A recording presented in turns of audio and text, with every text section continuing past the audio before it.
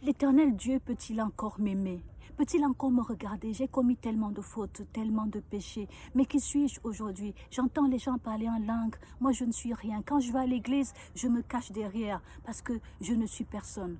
Ce sont des choses que tu te dis des fois dans le secret. Mais je voudrais te dire aujourd'hui que tu te trompes. Si tu tombes sur cette vidéo, c'est que Dieu veut te parler. Lorsqu'il a voulu parler à David, il a envoyé Nathan le prophète. Mais parce que ses voies sont insondables, il peut envoyer n'importe qui. Il peut envoyer même une chose, même un objet pour te parler aujourd'hui, mais à condition que tu sois dans l'obéissance. Tu n'avais pas de famille. C'est cette voix que j'ai entendue qui sortait d'une lumière indescriptible lorsque le Seigneur Jésus-Christ est venu me chercher alors que je n'avais pas fait de prière particulière. J'en parle dans ce livre. C'était une voix qui ne m'a pas jugée et pourtant j'étais dans l'alcoolisme, un alcoolisme qui ne se voyait peut-être pas. J'ai travaillé à la radio, à la télévision, j'ai été jugée, accusée de milliards. Mais au fait, que sont devenus ces milliards? Vous aurez la réponse à travers ce livre. Tu n'avais pas de famille. Plus que le récit d'une vie, comme je le disais la dernière fois, c'est un témoignage pour vous rappeler de l'amour de Dieu et de la gloire qui vous attend. Vous qui allez accepter de vous repentir, un peu comme David. Que s'est-il passé avec l'histoire de David? Il a donc aimé la femme de son soldat, Bathsheba, et il a tué Uri. Il est tombé dans l'adultère avec Bathsheba. Mais quel homme sur cette terre pouvait accorder le pardon à David? Personne, tout le monde l'a jugé. Mais il y avait une seule personne qui l'aimait. Il y avait une seule personne qui pouvait lire dans les pensées, dans le cœur, n'est-ce pas, de David. C'était l'Éternel, son Dieu, qui a envoyé vers lui Nathan le prophète. Lorsqu'il envoie Nathan le prophète vers David, David vient s'humilier. Il vient se présenter à l'Éternel avec un cœur brisé et contrit. Voilà ce que je te demande aujourd'hui. Toi qui parles de repentance, présente-toi à l'Éternel avec un cœur véritablement brisé et contrit. Reconnais véritablement ta faute, ton péché. Ce ne sont pas ces sacrifices honorifiques ou superficiels qui plairont à l'Éternel, mais c'est un cœur brisé. Et c'est justement à cette occasion-là que David aura louangé l'Éternel à travers le psaume 51, le psaume de repentance. Beaucoup le lisent, mais sans véritablement vivre, sans connaître, sans manifester ce cœur brisé devant la face de l'Éternel. À cause de son attitude, à cause de sa vérité, l'Éternel a accordé le pardon à David.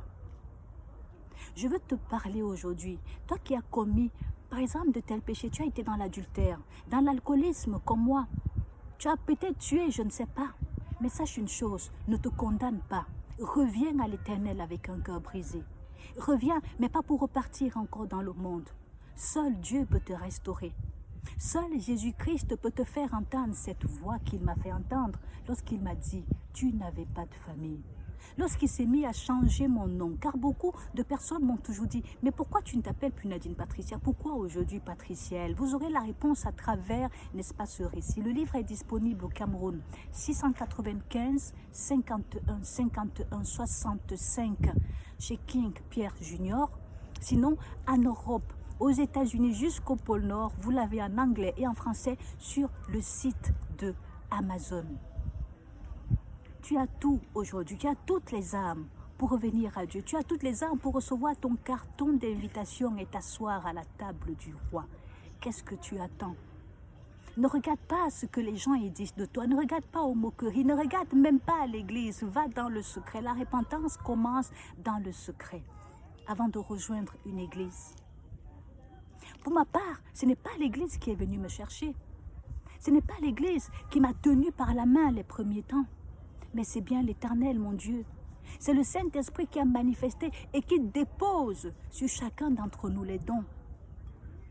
Vous allez entendre les gens dire « Oh, mais tu es tatoué. Oh, mais tu es une femme, tu ne dois pas enseigner. Oh, mais tu es ceci. Oh, mais tu es cela. » Dieu ne te parle pas comme ça.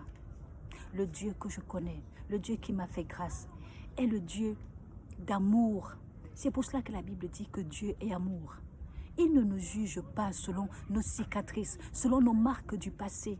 Dans la Bible, on parle toujours de Rahab comme étant Rahab, la prostituée. On garde l'adjectif prostituée, pas qu'elle est demeurée prostituée, mais afin que vous reconnaissiez ce que c'est que la grâce dans la vie d'une personne.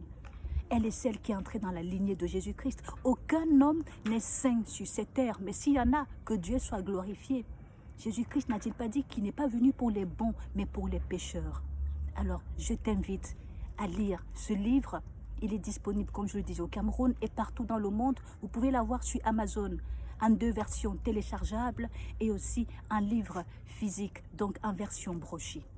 Que la bonne main de Dieu demeure sur chacun d'entre vous et que son seul nom soit glorifié au milieu de nous. Au nom de Yeshua, le Messie, le Nazoréen. Shalom, shalom, shalom.